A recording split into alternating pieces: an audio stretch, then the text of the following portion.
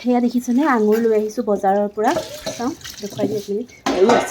আৰু আছে এইখিনি আমাৰ প্ৰায় 3.5 কেজি আঙুৰ হ'ব 4 কেজি ওচৰ চুৰীয়া ন 4 কেজি বুলি কৈছে 4 কেজি বুলিয়ে কৈছে সৰুতে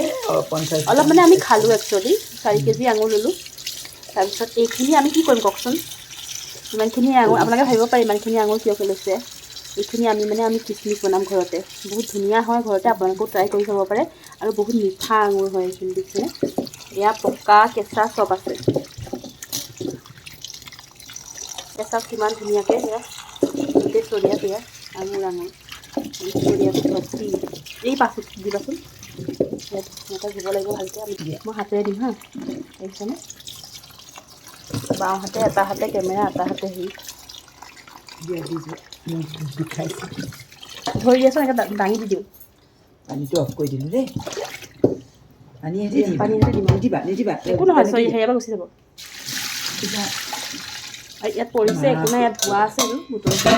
এই কি ইয়াত লাগিছে চোৱাচোন এইটো পৰা এবাৰ ধুই পেলাই দিম হা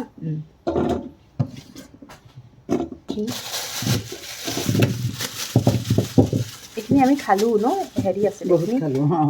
আধা